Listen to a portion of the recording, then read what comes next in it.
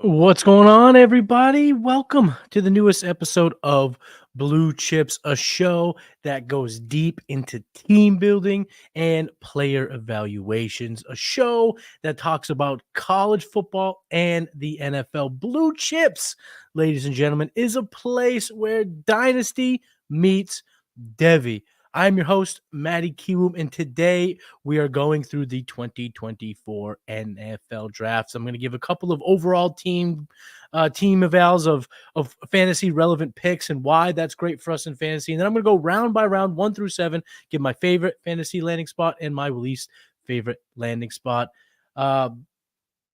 It was crazy. I just got to say that, getting together with all the player profiler and Alex and Cody from Roster Watch over in Michigan for the draft was awesome. Being able to cover all 257 picks with my ace, my guy Cody Carpentier, it was fantastic. It was an insane experience, and I already cannot wait until next year. But I'm not going to make you guys wait anymore for today's episode. Let's do it. Let's get right into it, ladies and gentlemen. Let's get to work.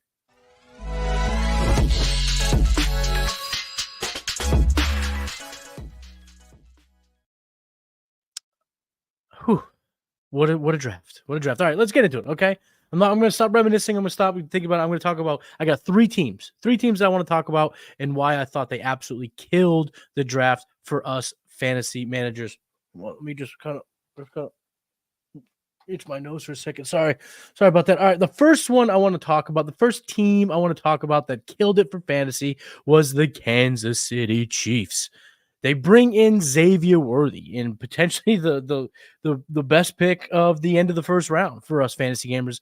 Patrick Mahomes was left, to be a game manager last year for the Chiefs. They won football games running the football. They won the Super Bowl running the football, playing defense, but that wasn't great for us fantasy gamers. Patrick Mahomes had one of his least productive years in means of fantasy points per game.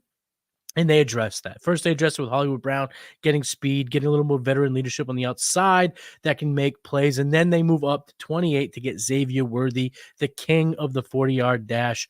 But he's a lot more than like a John Ross or your Darius Haywood-Bay, these straight line speed guys.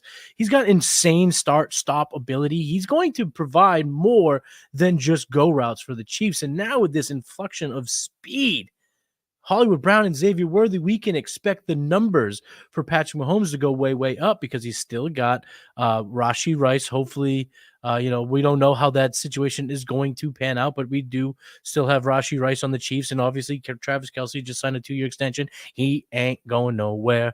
So, Patrick Mahomes season, light it up. Xavier Worthy season, Hollywood Brown.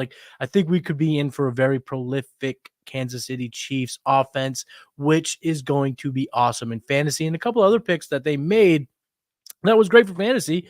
Kingsley Suamataia getting a tackle, one of my favorite second-round prospects, just another guy to help with the depth of the offensive line. One day he will take over at one of those outside positions at tackle, and I think he's got the extension. He's got the ability to really reach a high ceiling, and if we want Patrick Mahomes to throw passing yards, we need Patrick Mahomes to be upright. We like Isaiah Pacheco making runs. We need offensive line help, and also Hunter Norzad from Penn State, center, of course, with Creed Humphrey at center. It seems like will he move the guard? I don't know. There's been rumors about that, but we just want more depth. And then CJ Hansen from Holy Cross, from my neck of the woods. He's a guard. So they grabbed 3 offensive linemen, and they're not, when we hear the name called, us fantasy gamers don't jump for joy. We're not excited about the offensive linemen. We don't get points per pancake in most of our leagues, but if you want the whole machine to run, you want your running backs to score touchdowns, you want your quarterbacks making passes, you want the offensive line to be good. That's how we see, really true good outcomes across the board. So I love that. And then the last pick, not their last pick, the last pick I'm going to talk about, Jared Wiley. Jared Wiley, leaving the Senior Bowl, talking to Cody Carpentier, talking to Jason Allwine. Cody said to me, he's like, man, if there's a tight end in this class that one day we look back on and go, wow, he's turned into a really good ball player. He said it was going to be Jared Wiley. The size, the fluidity in his movements, his hands, everything checked the boxes, but he's so raw. He even described himself at the combine as being a baseball player. He still feels like a baseball player. He was a pitcher, an outfielder growing up. So, coming for Texas, playing at TCU, he still feels that way. So he's got a long way to develop as a tight end. Well, he went to the Chiefs.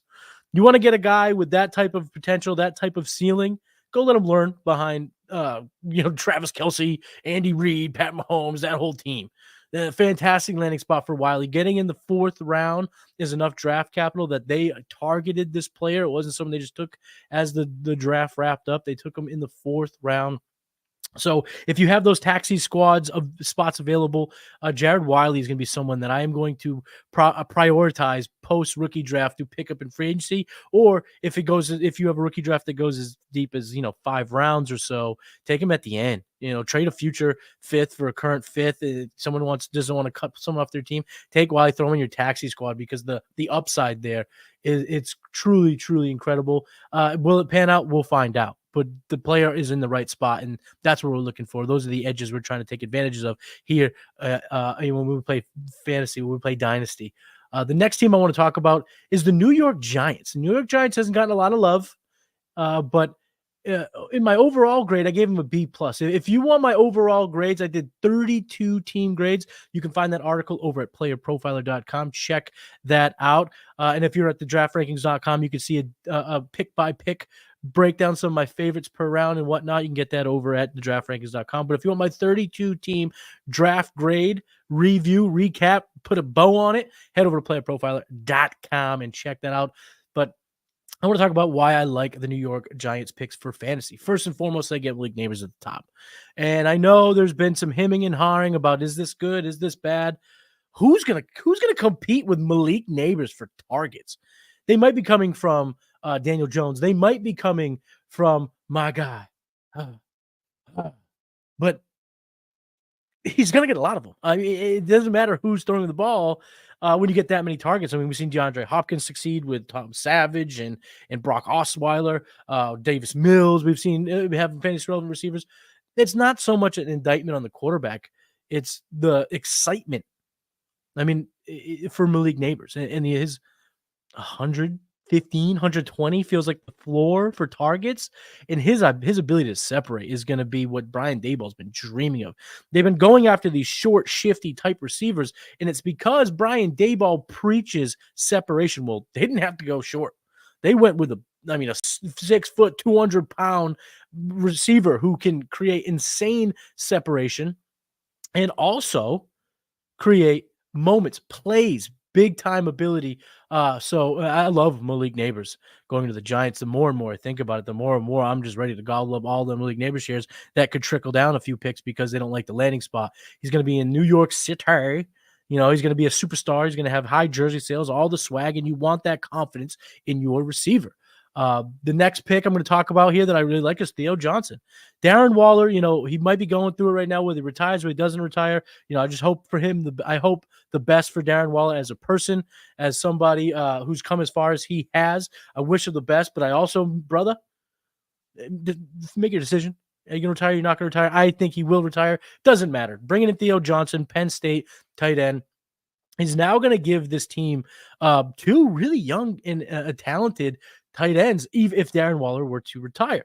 Daniel Bellinger a couple years ago from San Diego State. He's a good size speed guy. And Theo Johnson was one of the most athletic tight ends in this class. So those two guys will provide just one will be the winner of that battle would be the guy that obviously we prefer. Theo Johnson, I think, is probably going to have the leg up. He's got a little bit more raw talent. He's a super freak athlete. He's got the size. So Theo Johnson, getting him in the early part of round 4 was a good pick for us fantasy gamers. And then last one I'm talking about, Tyrone Tracy Jr., running back from Purdue. He gets the 5th round draft capital, so he avoids he didn't go in that smattering of running backs. A lot of running backs went in round 4. I think it was 6 guys went in round 4. It was a whole bunch of them. He went after that, but still, He got 5th round draft capital. He went to the Giants, and now he's really going to be in a situation where, Motor Singletary is going to be the guy. They gave him the money, but they didn't give him so much money that if Tyrone Tracy performs, he's going to have to take a back seat because of the financials. No, they gave him money that will keep him around. It's going to be a 2-year deal for Motor Singletary, but Tyrone Tracy's ability to make plays in the backfield and as a receiver. He was a receiver most of his college career, only switched over to running back semi-recently in college, and he's got the size, he's got the speed, he's going to look like he's going to get the Antonio Gibson comp. That is the easy comp. That is why I like this player so much, but getting a chance to get Tyrone Tracy at the end of the 3rd round, your rookie drafts, 4th round, if your league is not hip, they're not tuning into shows like Blue Chips, is going to be great. You can sit back. You're not going to necessarily use him in week 1, but if there's an injury or if, we see some plays of him getting manufactured touches in the passing game early on, like, wow, there's real potential here. I love Tyrone Tracy. I thought that the Giants had a very sneaky, good draft for us fantasy gamers. The last team I'm going to talk about is actually the Tampa Bay Bucks. Now, the Tampa Bay Bucks did not grade well in terms of their overall draft. For us fantasy gamers, I loved it. You look at it, they brought in Bucky Irving in the 4th, but Bucky Irving is really I don't think he's going to really be a thorn in Rachaad White's side at all.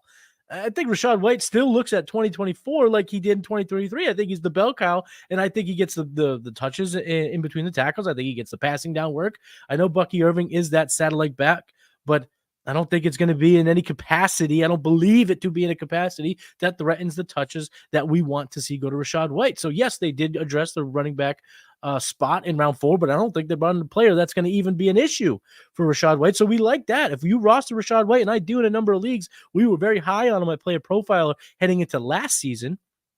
You could look at this draft and be like, okay, Bucky Irving. I'm not all that scared of Bucky Irving. They could have brought in a Trey Benson. They could have went even Kamani Vidal. They could have gone with a player with a little more upside in my eyes with Marshawn Lloyd. We might have been nervous. We see Bucky Irving. We ain't nervous. It's Rachaad White season in 2024. Kind of along the same lines, Jalen McMillan. I like Jalen McMillan coming out of Washington. They spent the 3rd round, end of the 3rd round draft capital on him. I like the player, but again, I think he's more of a developmental project. 6'1", about 200 pounds. He does I think he's going to learn a lot from Chris Godwin, frankly, which is a great thing. But he's not going to threaten Chris Godwin in terms of the pecking order. Same thing with Trey Palmer. Trey Palmer's role on this team is deep threat. And although, Jalen Miller can kind of do it all, or at least he did it all at Washington, I just think he comes in and he's more of a guy that they want to learn from Godwin, and he doesn't really infringe on the potential opportunities that Godwin and that Mike Evans will see. And if you have Trey Palmer, I'm not panicking either. I still think Trey Palmer has a role. I think McMillan here is a guy that they want to sit and wait. And then when, Chris Godwin's getting into his upper 20s here, in which in football, you might as well be a million. So I think Jalen McMillan's a good player to stash, much like Jared Wiley, but he's also a player that comes in and is not going to threaten the work of a Chris Godwin, the opportunities of a Mike Evans, which in fantasy, we don't want that disruption this time of year. We want to keep we want the water steady. The waves are coming. But we want it steady now as we start to lay the groundwork on how we're going to attack the 2024 season. And then the best pick for me is the number 1 pick, 26, Graham Barton. Falling all the way to the end of the 1st round. They drafted him as a center, but they're going to pair him up with Tristan Wirfs. They got a developing offensive line that's just going to get better. And when you have an offensive line that keeps your quarterback upright, he can make passes outside the boundaries, and your running back can potentially get more efficient, which has been the knock on Rachaad White. He has not been efficient, but he's gotten the volume. Well, you kind of turn up the efficiency volume, turn down the other, the opportunity volume just a scotch. All of a sudden, you're back to having a top 10, top 5 points per game running back. So Graham Barton going to the team in the 1st round. Love that pick. It was an absolute great. It was a really solid pick for the Bucks. It was one of my highest graded picks in round 1 based on the fact that the value of a Graham Barton.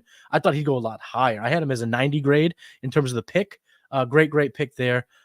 So that's going to be, those are the 3 teams, the Giants, the Chiefs, and the Buccaneers. Salute to you, franchises, for doing right by us fantasy gamers. Next, I'm going to go round by round. My favorite landing spot, my least favorite landing spot. We're going to go pretty high paced. But before we do, I just want to address the blue chippers here in the room that on Sunday, May 5th, I'm going to be participating in the One Mission Buzz Off. OneMission.org is an organization that raises money for children with cancer. And the One Mission Buzz Off is exactly what it sounds like. It's going to be buzz in my head for a great cause. So yes, the mullet's days are numbered, and I feel great about it because it's such a great cause. And if I'm being truly honest with you game planners, I have too many shows, you blue chippers, I'm utterly grateful to be a part of it. So luckily, you are allowed to participate with me. If you want to donate to onemission.org, that would be greatly appreciated. As I said, it's a fantastic cause. I'm going to put the link in the description of this episode. But it's mybuzzoff.org/page/Matt DeRosiers, DESROSIERS. But again, the link will be in the description. If you want to reach out to me on Twitter, it's in my pinned tweet. If you want to reach out DM, I can send it to you. Any way to kind of generate as much as we can before May 5th would be awesome. Very, very excited to be part of the One Mission Buzz Off. And now, again, before we get into the round by round breakdown, first of all, go ahead and donate. While you donate, we're also going to tune into this week's sponsor.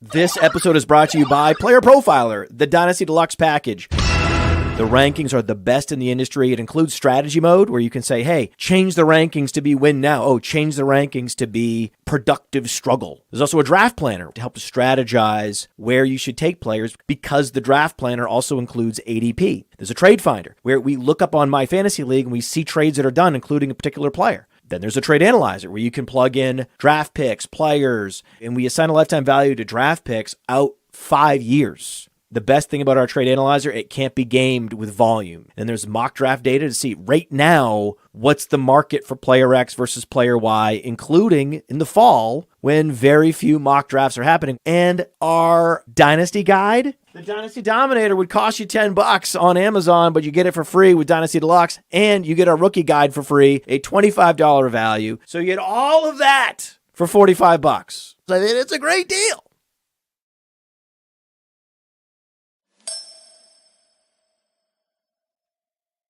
What's going on, everybody? Matty Kiwoom here. Blue chips. We're gonna go rounds 1 through 7. My favorite landing spot, my least landing spot.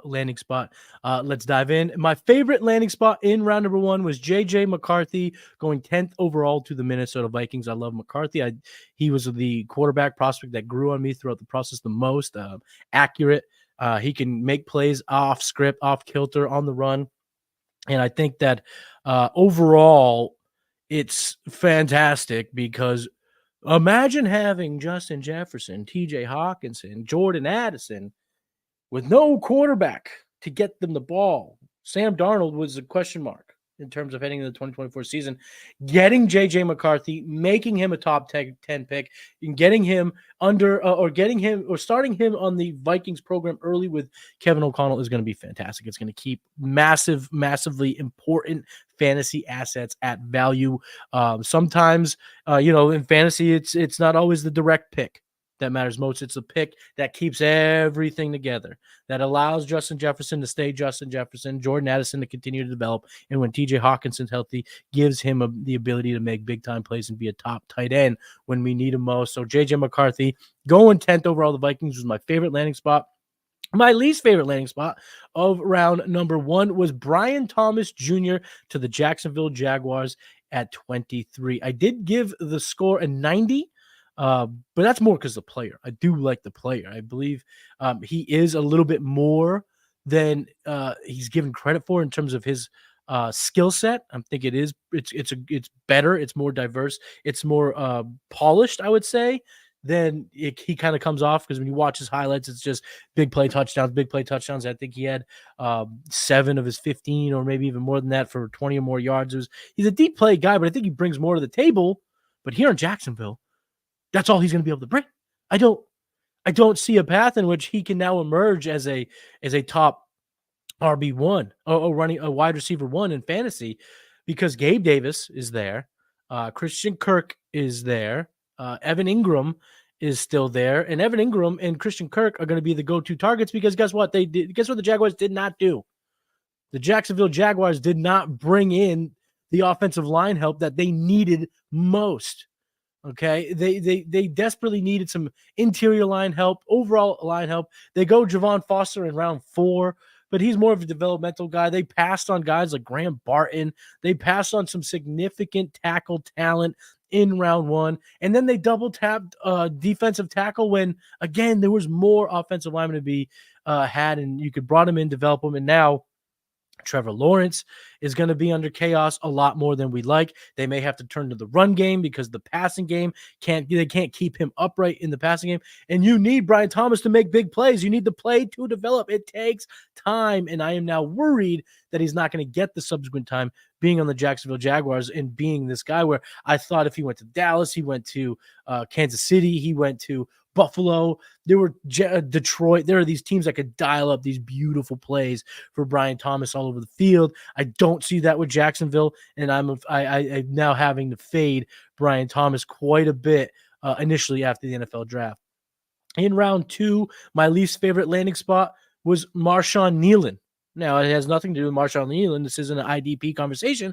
It is just that at 56, the fantasy community was waiting on bated breath to see the Dallas Cowboys select a running back. They didn't. Another lesson in why table talk is no bueno. It's foreboding. It can't happen. Is Jerry Jones after night 1? They go Tyler Guyton, but he's blabbing about Jonathan Brooks, about how good Jonathan Brooks is. His interview was the best interview I've ever had. And there he goes. Jonathan Brooks goes 46th off the board, 10 selections before their pick even comes up. And they don't pivot. But I thought a Trey Benson pivot would be great. As a fantasy community, this particular landing spot with this draft capital would have been the running back that we now can put in the first round of our rookie drafts in Superflex. I don't think there's a first round running back now as it all plays out. My 3 favorite, Wright, Benson, and Brooks all went to situations that will have competition. Especially right away for guys like Brooks, who Miles Sanders is still there. Will he be there by the kickoff of 2024? Probably not. But the Dallas Cowboys at 56 was the spot that would have taken a running back all the way into the first round. So the fact that we didn't get it was a bit disappointing here as fantasy gamers. My favorite landing spot is the most obvious one. It was the first pick in round number 2, Keon Coleman to the Buffalo Bills. Keon Coleman, I know his 40 time didn't light the world on fire, but his game tape shows so much more speed than that 40 time. And then when you watch him in the gauntlet, getting over the 20 miles an hour, again, doing the things that Puka Nacua did that made him successful. We've seen the video of Les Snead and McVay watching TV. Hey, sorted by MPH, sorted by miles per hour. Boom, that's how they landed on Puka Nacua. So I think that the NFL's learning, and instead of seeing that prospect go in the 5th, you see him go at the high 2nd. So you get the draft capital, the confident draft capital from the Buffalo Bills, and he's going to step right in there, and he is going to be their most explosive receiver, bar none. Curtis Samuel, this is good for Curtis Samuel too. That's why I also like, because it's also going to allow him to kind of keep the role that he was given when they signed him to the multi-year contract.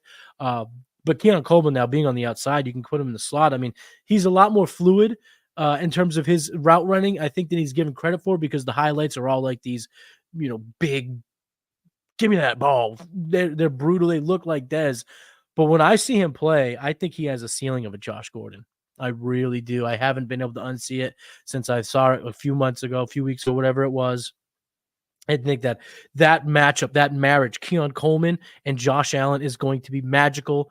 And I think now that it is potential that we could see him emerge as a Josh Gordon type, when Josh Gordon was unbelievably talented, uncoverable before he got, the weed suspensions. Let's move on to round number 3. My favorite landing spot. Again, I'm not going to go receive fantasy relevant player here, but it's Kieran Emajede. Either way, fantastic offensive tackle from Yale. He slipped to pick 75. I did not think he'd be there in round number 3, but the Bears take him at 75. And why is Kieran my favorite landing spot? He was an 86th grade in this round, one of the highest of the round. Why do I love it? Well, Caleb Williams now has weapons galore. I mean, we've talked about it ad nauseum. DJ Moore, Rome Odunze, Keenan Allen, Cole Kmet, DeAndre Swift. He is going to be able to light the gridiron on fire with this weaponry. But what can derail weaponry worse than anything else? What can take weaponry out of bounds immediately? And that's bad offensive line. That's keeping your quarterback under constant duress. They went first round tackle last year with Wright. And then they get, I think, a really great value here in round number 3. They didn't have a second-round pick, but Kieran Emagaje, man, I need to get better with names. If I'm going to keep doing this, and I want to, and I get better at this. But anyway, Kieran, we'll go with Kieran. He's advanced for his competition. He went to Yale, so he's in the Ivy League. He wasn't going up against the premier pass rushers, but the polish, the upside, everything's there with this kid. And for him to go in round number 3, you could put him at right tackle, right? You put Kieran at right, you put Wright at left, and now you have these pillars on the outside, these young tackles that can continue to develop and help Caleb Williams stay upright and get the ball to his weapons. I guess the theme of the show is keep your quarterback upright, and us fantasy gamers will love it. We will eat. So that's my favorite landing spot in round number 3. My least favorite landing spot it's Marshawn Lloyd to the Green Bay Packers. A lot of the sentiment I have heard is Josh Jacobs is only on a 1-year deal. I know he signed a 4-year deal, but it's really they can get out after 1. Josh Jacobs is still very good at football, and if he performs the way they want him to, why are they going to just move on? I don't believe that they will just say, hey, thanks for the 1,200 yards rushing, Josh Jacobs. Thank you for solidifying a role in this team that we've had to split into 2 players over the last few years. Thanks for taking it all on. Bye. I know we haven't even a contract for 3 more years, but bye. I don't think that is how they'll play. Now, I think Marshawn Lloyd does have a role very clearly in 2025. But in 2024, A.J. Dillon's still around. And it's going to take injuries to happen for him to get on the field. And this is a guy that I thought had really great upside. If Marshawn Lloyd went 56 to the Cowboys, no one would have batted an eye. Daniel Jeremiah, one of the high profile best guys in this mock drafting in this NFL draft coverage game, they had him as running back 1. So if he would have went 56 to the Cowboys, Marshawn Lloyd is now in consideration at the 111, 112. But here, I'm just going to stay away. I think that this is your classic case of let someone draft, let someone get frustrated, let someone sell. Don't be a part of that because there are going to be frustrating days ahead. Josh Jacobs, I think, he's still got it. He's still 25, 26 years old, and he's a perennial 1K rushing guy. Like, they're just not going to throw that away for the 88th pick in Marshawn Lloyd. It's good to have the weapon, but I don't think they're going to be able to use the weapon as much as we want for fantasy. So that's my least favorite landing spot in round number 3. In round number 4, there ain't no least favorite, folks. There's just a lot of favorite landing spots. I mean, I'm just going to run down the list of the landing spots and the player and why I love the marriage. Carolina gets Jatavian Sanders over at 101, the first pick in the 4th round. They need a tight end. He's got skill. I know he's not that fast. He's not a gym rat. He's not a workout warrior. But the kid had back-to-back 600-yard seasons at Texas, yak type of guy, and he's going to fit into an offense that we're hoping is on the up and up. Troy Franklin, I'm really going to be happy about Troy Franklin. I don't like Troy Franklin as a prospect, but ladies and gentlemen, he went to the one spot that's going to get me excited again for this player.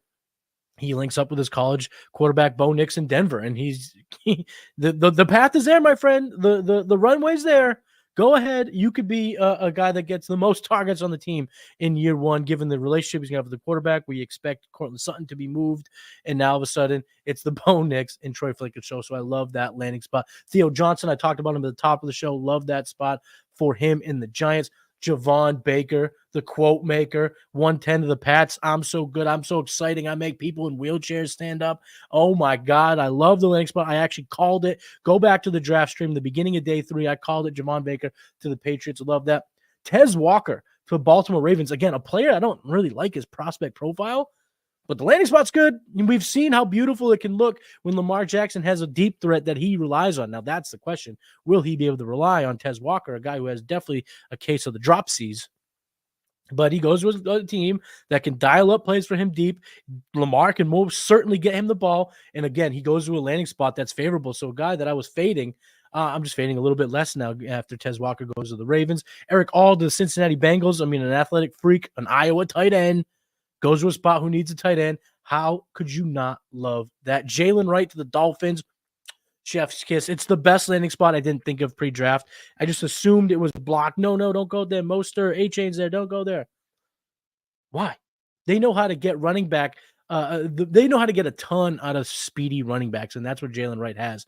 He had the most home run ability in the entire class, and he goes to the team that loves home run hitters. Slam dunk landing spot. Absolutely love it, especially now with Devon A-Chain, who we're going to depend on him to not get hurt. It'd be great if he doesn't. Top 5 guy if he doesn't.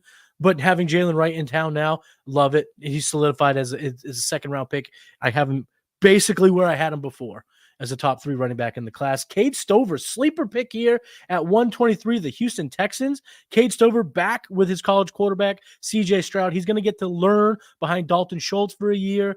Cade Stover was my favorite later round tight end sleeper that I think can emerge and be a guy that's useful in fantasy. Probably not in 24, but again, if you can put him on your taxi squad or acquire him later in this season in 2024, Cade Stover, I love the landing spot linking up with his college quarterback. 125, Bucky Irving, the Buccaneers. Refer to the beginning of the show. Will Shipley to the Eagles instantly makes Will Shipley potentially the most important handcuff in fantasy.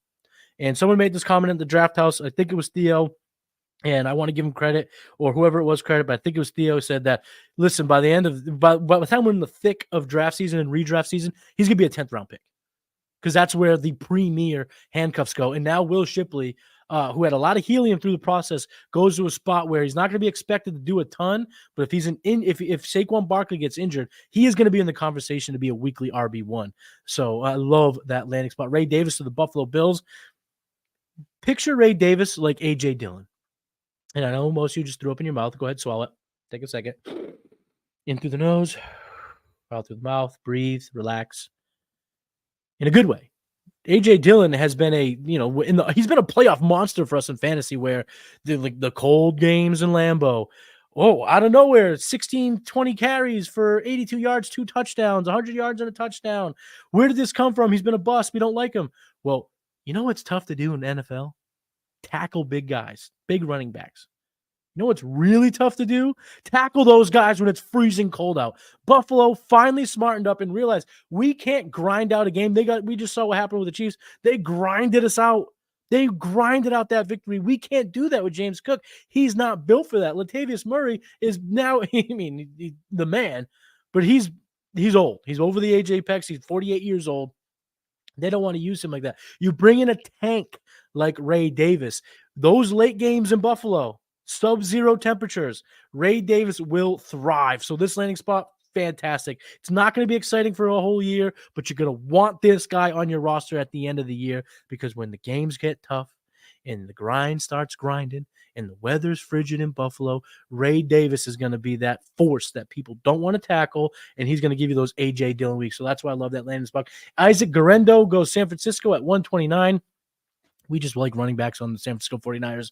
We love that. And we also love that for Christian McCaffrey, right? Because now you bring in a guy with size, with speed, with in-between the tackles abilities, with a lot of tread in his tires. He backed up Braylon Allen for most of his college career. Really didn't get a chance until this past year. So now he's got a ton of, he's got a lot of mileage on those wheels that he can utilize. He's a big guy, and he can run in between the 20s. And then when it matters most, Christian McCaffrey comes back on the field and doesn't take all those senseless hits, at the 49-yard line, at the opponent's 38-yard line. You don't want those guys. You want those going to Isaac Guerendo so that McCaffrey can shine. So this is a great landing spot. Love it. Jared Wiley talked about that at the top of the show. Holy cow, is this round fantastic for Dynasty. Braylon Allen, on the surface, the pick wasn't terrible. He's just going to be a decent backup for Bryce Hall. Then they go ahead and take Isaiah Davis, completely tanks this pick. Horrible landing spot. This is my least favorite landing spot. Okay. Addendum, fixing it. There is a landing spot I don't like. It's this one. It's Braylon Allen to the New York Jets at 134. And then at 135, we had a nice little lively discussion about Jacob Cowan going to the 49ers on the draft show. So if you want to see Jason, Cody, and I yell at each other for 5 minutes, go find round 4 of day 3. So the beginning part of the third day's recording, 7-hour marathon, most fun I've had. But go to the beginning parts of that towards the end of the 4th round, and you can see Cody, Jason, and I yell at each other about Jacob Cowan. But the truth is, It's a good landing spot. It's a good landing spot. Love it. Let's go to round 5. My least favorite landing spot was Bub Means on the New Orleans Saints. Bub Means is kind of fast. He's got a little bit of speed, but why? That's the gift that's coming ahead. Why? I grade it as a 65, which is the worst one in the round, other than Jamari Thrash. Which, again, why? Just don't like these landing spots. Don't see a path for these players to become relevant. They don't enhance the players that we're already drafting on these teams. Now, the Saints did have a good draft. Go to playerprofiler.com to check out their grade, but they had a good draft, and they did bring in players that will help the Kamaras, the Cars, the Olaves, all those players. So they did make some of those picks, but they could have gone a number of ways here at 170. And that would have been a little bit better. Brendan Rice would have made a whole lot of sense. Or Ryan Flournoy, he even would have been a whole lot of sense here as a concrete kind of a solid player. They go Bub Means, they go speed. They already got speed. Rashid Shaheed, he's not losing that role. He's been really, really good in that deep threat role. So I just thought this was kind of a bad landing spot. And my favorite landing spot of this round was Tyrone Tracy Jr. I talked about that a lot in the beginning of the show when I talked about the Giants. Former wide receiver, brings a lot of versatility, a lot of flexibility, a lot of upside to a position on a team that really has one gatekeeper, Motor Singletary. And we saw Motor Singletary have a good year in Houston. He's really just been a really good producer at the NFL level. But if this offense wants to take strides forward and become more electric, it's going to be because Tyrone Tracy is doing the running back work and not so much Motor Singletary. So I love the landing spot here for Tracy Jr. Got a couple more rounds, and I'll send you a bid you adieu. My least favorite landing spot was 2 back-to-back picks. It was Atlanta taking Jace McClellan at 186, and Casey Washington at 187. Wow. Jace McClellan as a running back. To me, that was going to be the guy under the radar. No one really talked about, but he's a Bama guy. He's a lot better. A lot of his metrics look a little bit better than we thought. Thought maybe he could be a low-key, a steadfast riser. No. You put him behind Tyler Algier. You put him behind Bijan Robinson. He needs 2 injuries to ever really get anything. And he doesn't have the skills, the electricity to stick around without producing for an NFL team. I just thought it was a terrible landing spot. Casey Washington, such an overdraft, such a reach for them. I didn't like it. Didn't like that at all. But my favorite landing spot in round number 6, Dylan Lobby. It's got to be my man, Dylan Lobby from New Hampshire, right? Versatile running back, running back that's nasty in the receiving game. He goes to the Vegas Raiders. They have Alexander Madison. They have Zeus White. So this is a win for Zeus White because the early down roll is not going to be taken by this guy. But it's a win for Dylan Lobby because there's no pass-catching running back that's even close to Dylan Lobby. So he's going to step in and immediately be the third down running back, immediately be the gadget player because he had 295 receiving yards in one game in college, in one game. And it was against Central Michigan, which I know doesn't sound great, but that was their best competition that they played at New Hampshire. So he went for 295. His receiving ability, I've said it before, is the single most electric trait amongst all the running backs in this class. It's so it's awesome. It's going to bring this team a lot. I think his upside might be capped because of how the quarterbacks will be, how there's so many weapons now with Brock Bowers and Adams and my guy Jacoby Myers.